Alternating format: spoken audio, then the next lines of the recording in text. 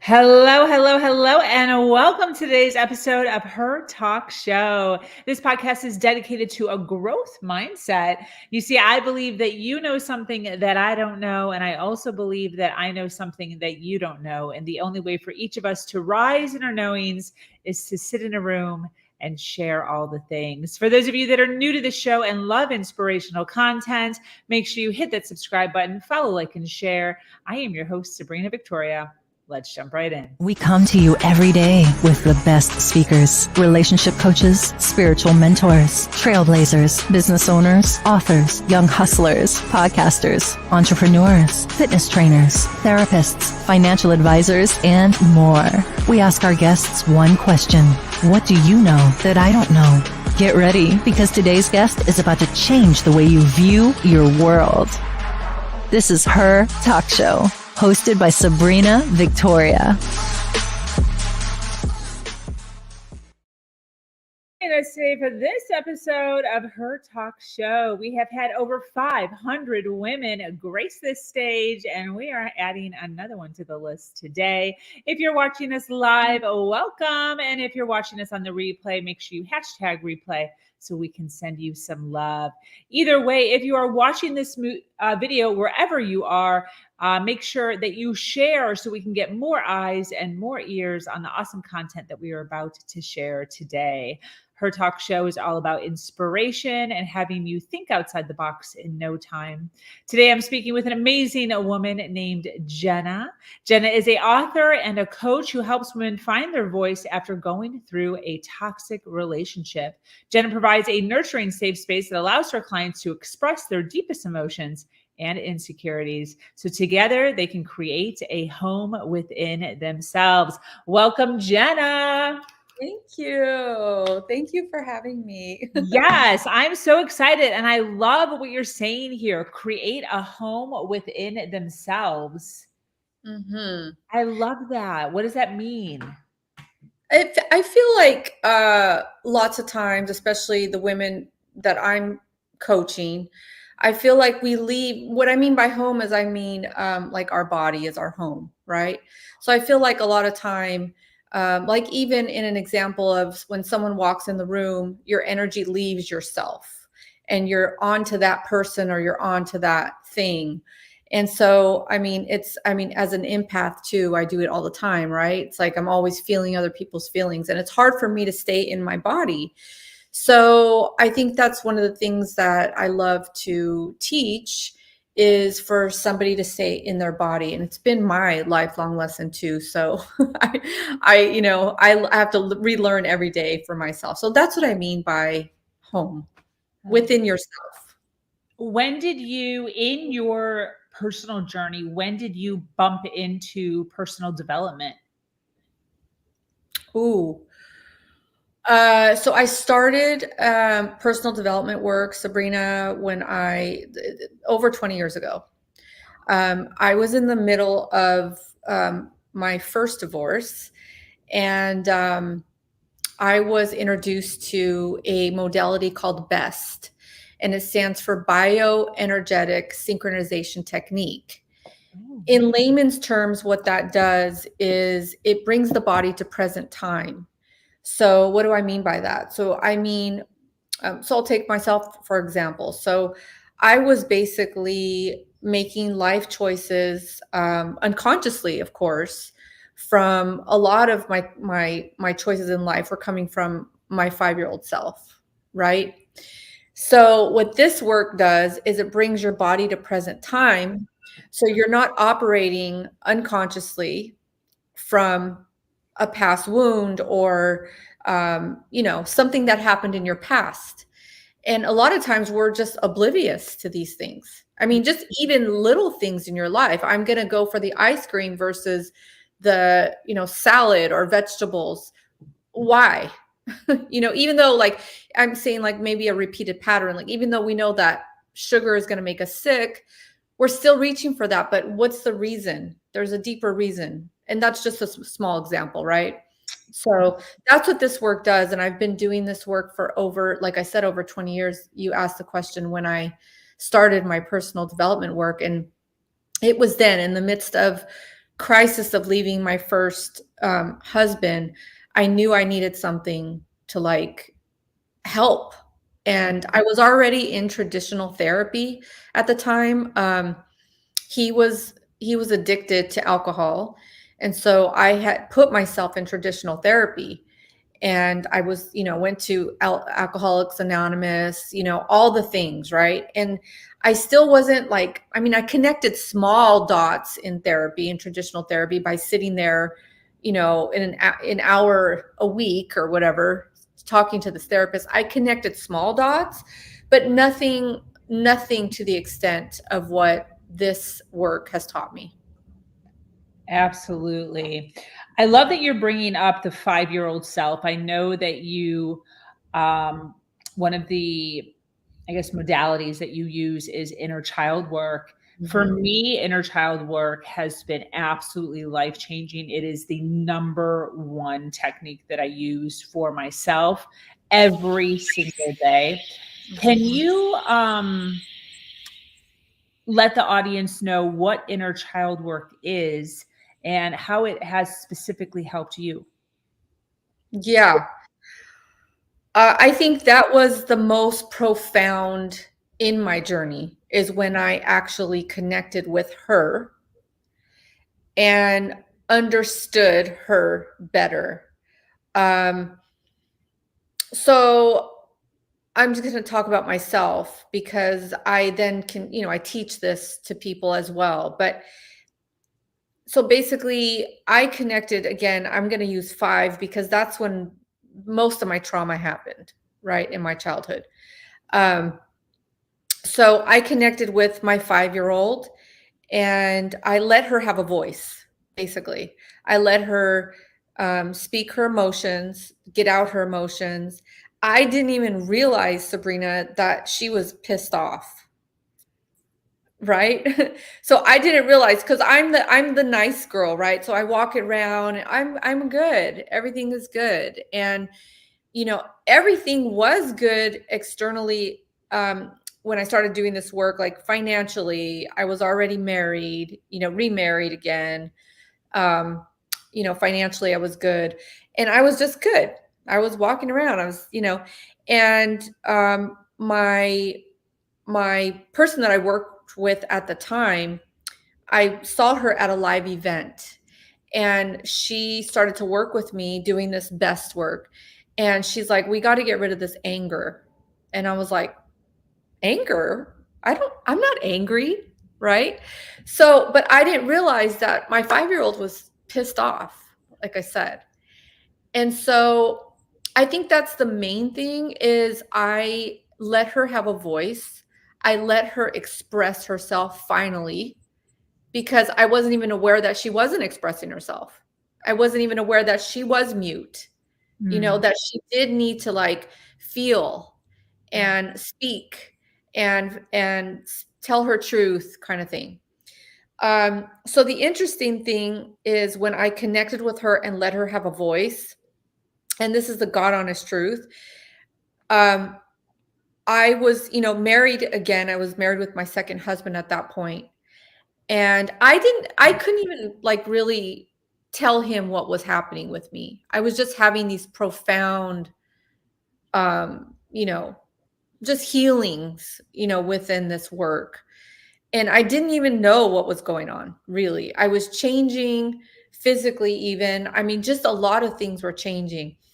And when I let my inner child have the voice, feel, speak, that kind of thing, I literally would wake up at 3 a.m. and write poetry. Never knew I could write poetry. Wow. Never knew. And I would just literally wake up with all these downloads, and I would have to get up and write.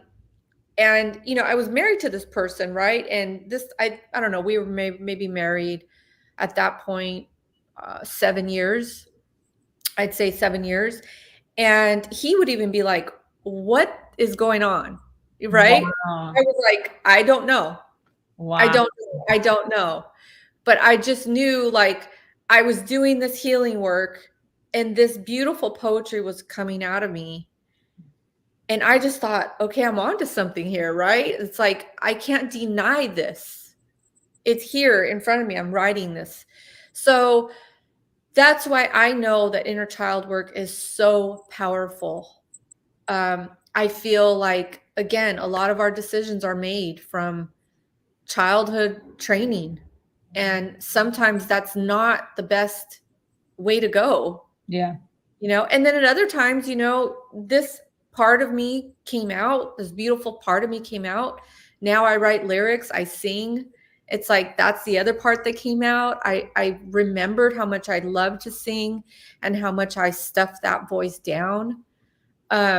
So it's just, it was a very profound time in my life. And I'm still very grateful for that connection, Yeah, for sure. How do you talk to your inner child? What does that look like? Yeah. I mean, I feel like I've been so integrated with her. I feel like now I just let her sing mainly. That I keep bringing that up, but I think that was a biggie for me. I feel like that I stuffed that part of myself down for so long. And I even to this day get really shy. I can get really shy, like if I'm on stage or something and I'm doing a performance, I'm like, can I do this? Is this me? Like we performed, I perform in the San Trio band. It's just three of us. Mhm. We performed a couple months ago now. And I literally had a moment like that, Sabrina, where I was like, oh my God, is this me singing the song? It was kind of like out of body because all like the audience was dancing and singing along. We were singing the Blinding Lights by The Weeknd. Yeah. And so it was a young crowd and they were just like dancing around. I was thinking, oh, am I singing this? Like I was literally had that moment, So, I mean, you ask how I speak to her now. I think it's more, I don't really speak to her per se. I would say it's more I listen. Mm. So I allow her to express herself, one, and I also listen to what she needs is a biggie for me. If I need to rest, I rest. It may sound really like minor, but I was one of those people too, like always having to be on the go. Now I listen. It's more about a listening to your body and to yourself.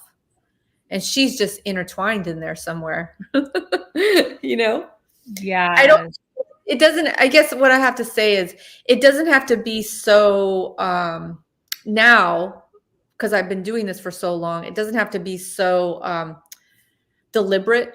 In the beginning, I really had to picture her at 5 or 7, see what she was wearing, and really truly ask her in my mind, what do you need, kind of thing.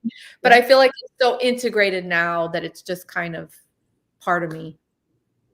That's fantastic. It's not How long has she had a voice? Like when did you acknowledge her and give her a voice? 2017, I want to say. Wow. 2016, maybe even before that it started. So it's been a while. I mean, it's been a minute. I'm not saying it's perfect. I still can, get back to those patterns of not wanting to speak up in certain situations, especially on hard conversations. Oh my gosh. I'm like, okay, I'm 5 again, in romantic relationships, even, like hard conversations. She pops back up and I'm that little girl again, Yeah, definitely. Yeah. The cool thing is when you realize these tools that you can use, it makes life a little bit easier than what it was. Because that's the same with me too. I still fall or get triggered, not physically fall, but like fall into that pattern again, or get triggered. But it's being able to, shake it off quicker with some sort of a tool, which for me, inner child work is, like I said, one of the number one ways that I can, I guess, recalibrate myself. It's been really, really powerful for me. How does somebody meet their inner child? Mm-hmm. Like, how do you even know? Why'd you pick 5? Like, is everyone supposed to pick 5? No. So the way I did it was I was on the phone with my mentor. And anybody can do this by themselves, right? But sometimes it's good to have your hand held in these kind of situations in particular, because I feel like the more traumatic something happens in childhood, the more it's blocked off, or the more it's shoved away or not wanting to be looked at. Yeah. So I really needed my handheld at that time. I still need my handheld, but but at that time more so. So the way I did it was, I got kind of in a meditative state where I did some specific breathing, which I teach as well, which basically calms the nervous system down. You get out of the fight or flight, you get really present in your body. And then, basically she walked me through meeting her. And I didn't know what age was going to pop up. It just popped up at 5 because that was when, my parents were separating, my dad left the house. That was a very traumatic time for me. But yeah, so that's how I met her. And I didn't know 5 was going to come up, but it did. And yeah, and it's not always the same for people. It depends on, teenage years, or even, 19, 20, any age can come up where you can have a traumatic experience. Yeah. And then it's like the trap door shuts, and then it's like this. Yeah. Does that make sense? Like, meaning everything else, it's like all the things are going to be stuck here at this stage. Yeah. Until you break through and you're like, oh, I see. Now I get it. I understand why I did that. I understand why I keep doing this kind of thing. Absolutely. Yeah, for me, I have a few. Like, I've got like a whole army of Sabrinas, because there was trauma during a lot of my life. So I think, yeah, I agree with that. I think it's different for everybody, different ages, and sometimes there's more than one, for sure. How do you use, I know you work a lot in the arena of toxic relationships, really helping women find their voice and find their confidence, their power after leaving toxic relationships. What are some other modalities, or maybe even inner child work, that you use to really help guide your ladies?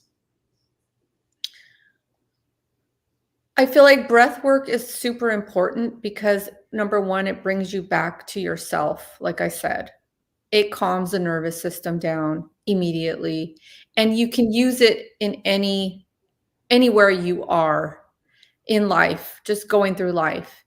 Always to remember to take these certain breaths to bring yourself back to center, and then proceed. When someone leaves a toxic relationship, they can feel very alone, and they can have a lot of big feelings that need to be felt. So I always teach breath work because you can feel alone. There are certain breaths that I would do when I was going through that situation that would bring me to present time, because the mind starts to go everywhere and you're like, you get scared almost. It's like a fear thing, right? It's like, what's going to happen to me? Am I going to be okay? And, it's like, and then it's like you can't make those next steps that are just right in front of you. So I think breath work is huge. Another piece is forgiveness work. And that's pretty deep because it gets all the way, like we go down the line, right? But then it comes back to yourself. And forgiveness is not really about the other person. It's really about yourself. And it's about clearing that tie of that energy, basically. It's like, let's forgive. So that's another modality that I use. Beautiful. Yeah. I think that is so important. The forgiveness part, right up there. I totally agree with you. And it is for you. It's not for the other person. I think that's where the holdup is sometimes, but when you can really let go. Because, again, Sabrina, I feel like grudges can be held for a long time. And that's another area where I've observed where people that hold the grudge are making choices out of that feeling. Yeah. And they don't even know it. They don't understand that they are making choices from holding this grudge. And it's harming them more than that other person that did the thing.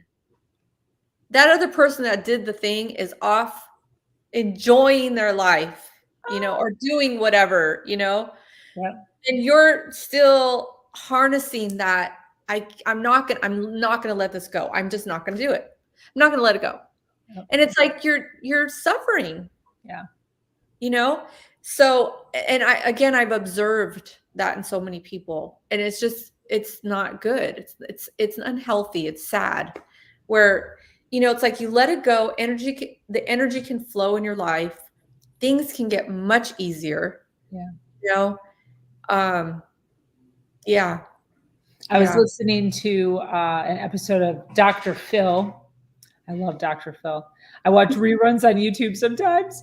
But anyways, I was watching a rerun of Dr. Phil, and he was talking to this woman who was having a hard time getting back into the dating world. And he gave this example of, being in middle school. He's like, did you have your first boyfriend that you ever had? If and you obviously broke up, you're not with that middle school boyfriend. And if everybody allowed their middle school or high school partner to dictate their adult life, there'd be a lot of single people out in the world. Like, you can't allow, even if it happens later in life, right? Even if it happens in your 30s or 40s, you get totally screwed over by somebody. It's the very same story. You can't let somebody dictate how you move on or when you move on, and really dropping that, the blame or the victimhood, and forgiving and moving on. Mm-hmm. Yeah. Yes. That's huge too. The victimhood. Yeah. And we all can get sucked there. Yes. Like that. Not even just with relationships. It could be, or like romantic relationships. It could be a whole plethora. Yeah.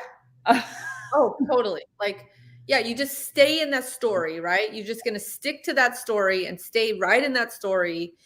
And then because of this story, this can't happen. Yeah. It's so debilitating. It is. Yeah. And I was going to say freeze, but that's not the word I was looking for. It like pause. It almost puts you like in a pause. You're almost paused in your life. You can't move forward. You're almost like you're creating this safe bubble that is safe, that is not fulfilling, or should I say, what we came here to do, kind of thing. Yeah. But it's safe. Yeah. So I'm going to stay right here because this is where I feel good, and I'm not going to go over here. Yeah. Because I can't, because of this thing. Yeah. Definitely. I want to talk about morning pages. Yeah. So morning pages is, so I didn't create this. Okay. I've never heard of it. Okay. Um, The Artist's Way is a book. I'm blanking on the author's name right now, but The Artist's Way is a book that I read years ago. And she talks about the morning pages. And basically, it's something that I share because it really is, it just changes the day. And so basically, it's you get up, brush your teeth or do your thing or whatever. And then before like your phone or your emails or anything, you get a piece of paper and you write 3 pages, morning pages, 3 unedited pages. Don't edit yourself. Even if you have nothing that you can, like, you feel like you want to write, just say, I don't know what to write right now. But it's 3 pages. Even if you said, I don't know what to write right now. I don't know what to write right now. I don't know what to write right now. But it's like not editing any of your words and just letting it all flow out. 3 pages long in the morning. And let me tell you, it's a life changer. It's like almost like, wow. It's like you feel lighter and you feel sometimes like you're solving your own problems in those pages, like something that may be a decision or, yeah. Oh, so anything. There's no agenda. It's just 3 pages of anything. No agenda, just whatever is on your mind, just thoughts. Like, Wow. I had a dream about this, or I want coffee today. I'm going to wear blue today. Like whatever, whatever comes to your mind for 3 pages, unedited, nonstop. No kidding. Yes. It's almost reminding me of like, kind of like a brain dump, like when you dump everything in your brain. So you do it in the morning. Kind of like a brain dump. Everything that's in your brain. Everything. Three pages, unedited, and you can't stop once you start. Wow. Mm-hmm. That is fun. I have never heard of that. I looked it up. If it's correct, it says Julia Cameron. Julia Cameron. Yes. Okay. The Artist's Way. She's really, the book is really good. I mean, I recommend it to anybody. She just gives you tons of ideas. I read it when I was creating an organic skincare line years ago. And I was just, getting that creative space. Yeah, that's beautiful. Tell us about the bus stop conversation. Yeah. So again, this is not, I didn't create this, but the best work that I've talked about, bioenergetic synchronization technique, Dr. Sue Morter is the founder of this work. And she's just amazing. And I love the bus stop conversation that she talks about, she's written about. I love this because it reminds us, it just reminds me of a lot of things. So what it is basically is before we get here, the bus stop conversation is we have this conversation with our mom and dad, let's just say. And we say, okay, I want to go in and learn forgiveness, right? I want to go in and learn forgiveness in this lifetime. So I'm going to choose that mom and I'm going to choose that dad because I need to learn forgiveness in this lifetime. And these are the 2 people that are going to bring me that lesson, Same with like, spouses. It's like you kind of make this conversation agreement with these people. Wow. And because the big picture is I'm going to learn this. So I'm going to need to go through this experience for big picture learning in this lifetime. And it's just a different way of looking at our experiences and who comes in our life and the family that we chose and the people that we chose to marry. it's a different perspective. Yeah. You know, what if I was supposed to meet that ex-husband? He taught me this, Yeah. and so I love that perspective because then we don't get into a lot of story. It's just big picture. Yeah. So this is Dr. Sue who? Dr. Sue Mortar. Mortar. Uh-huh. Mortar. Mortor. Yeah, I'm interested in learning about that. I've had a few ladies on that have talked about that, like your life's contract or something. Um, but I have a hard time with it only because, which is why I want to read on it. So this is great. Only because I don't understand the people who don't, like, you are working on, right? Like if it was forgiveness, I can visually see that you are working on forgiveness. You went through the whole trials, challenges that you went through, and now you have found means and tools in order to better yourself, and you are clearly working on yourself. The hiccup that I have is like, why are there people in the world that aren't working on themselves? Like if everybody has a life contract, then why are there people that seem to be clearly not working on themselves? So I'm just interested to see if like go down a journey myself on what the reasoning is behind that, I mean, check it out. I just feel like everyone comes in like at levels, Okay. at levels in consciousness and levels. I mean, the world can only hold, there's a balance, right? Okay. Yeah. So it's like, I feel like you come in at levels and it's like, this is the level I come in at. And I chose not to in this lifetime, be at this consciousness. I That chose. totally makes sense. Okay, everyone comes in at different levels. I can conceptualize that. And that actually makes sense because, there's epiphanies happening right now. Because how are you supposed to learn your life's purpose if everybody else is also working on themselves? Like you would not have been able to live your life's purpose if everyone is continuously working on themselves, because there has to be people here who also have a soul's contract to help you learn forgiveness. Yes. What? That was good. I just had a little epiphany there. That actually, because I've had this conversation a few times, and this is why listening to stuff like this, being around people like Jenna, for instance, who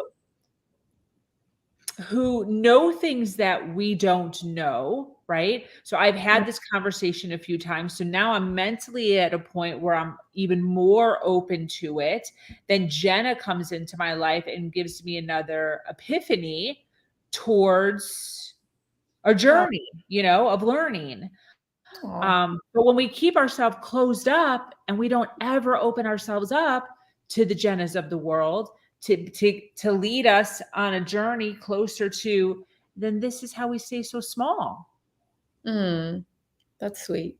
Yeah, this is how we stay in toxic relationships. Oh, yeah. That's a conversation on its own for sure.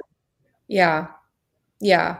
And I feel for those people, like I do, because I've been one of them, and it's a whole deal, And then again, I feel like that's why you need hand holding, You really do.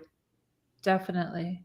Yeah. What was your epiphany for pulling yourself out of like the last one? What happened? You don't tell the story, but like what happened internally? I was literally just exhausted. Yeah. I was exhausted, Sabrina. I think that if I think back at that time, I was exhausted, just tired. I mean, it's like you get to that point, because I tried everything like everything. And you just get to that point where you're just like, I can't physically do this anymore. Yeah.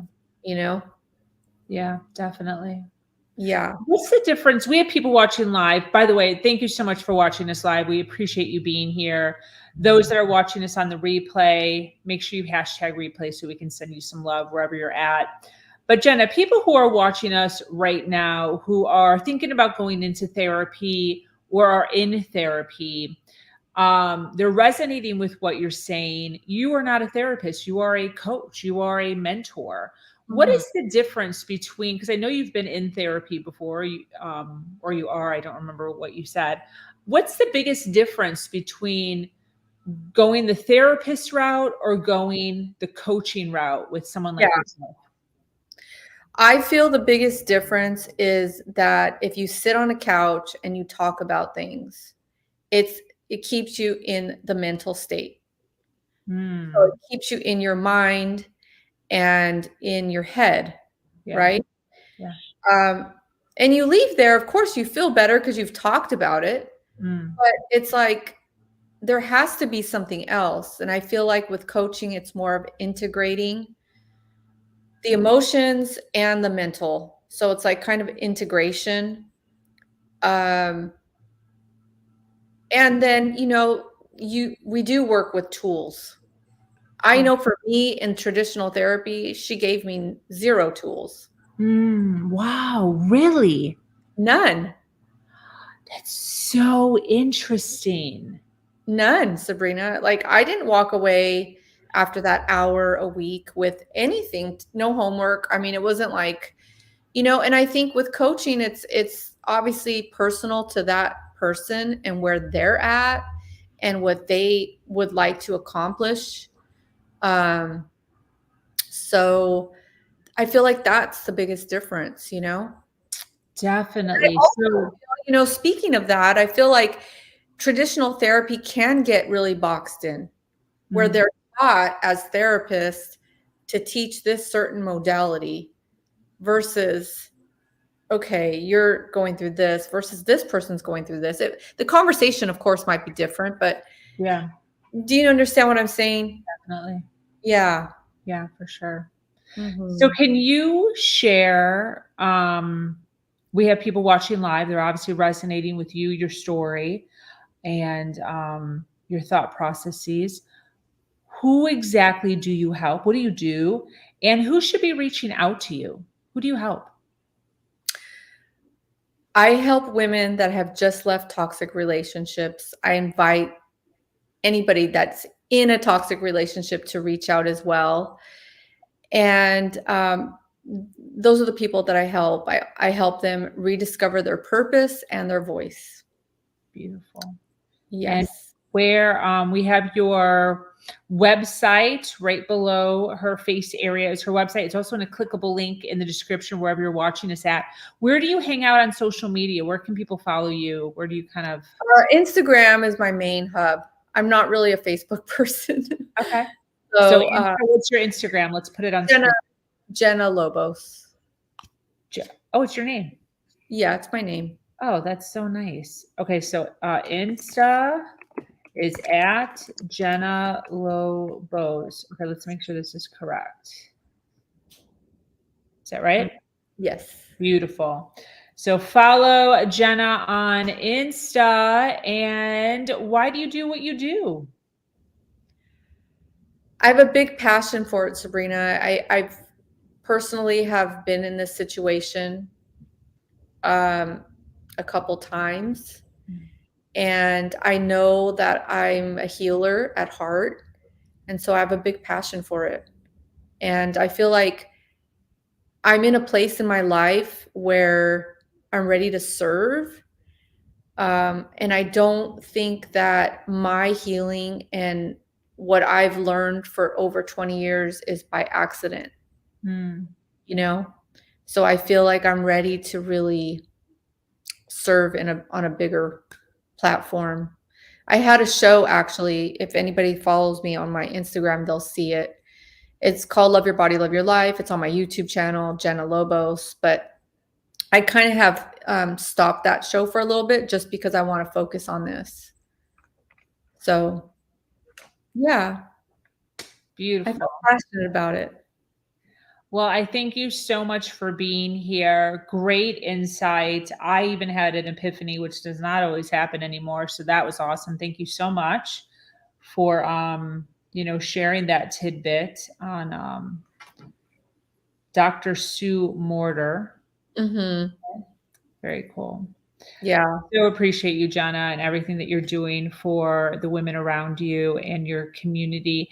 Any closing thoughts as we wrap up? I mean, thank you. I mean, thank you for having me. I hope that, this was helpful. Yeah. To anybody listening. Yeah, 100%. For those of you listening live or on the replay, if you resonated with Jenna and everything that she shared today, make sure you connect with her. Her Insta is at Jenna Lobos. Her Instagram is right below her face area, and it's also in the description below in a clickable link. We love to connect people here on this platform in order to make sure we all continue to rise. Thank you so much for joining us here on Her Talk Show. This community is expanding every single day and is filled with females who are striving to do better than they did yesterday. For those of you that are new to this podcast, make sure you follow, like, and share. I am your host, Sabrina Victoria, and I'm so grateful to be here sharing a platform that allows people to share their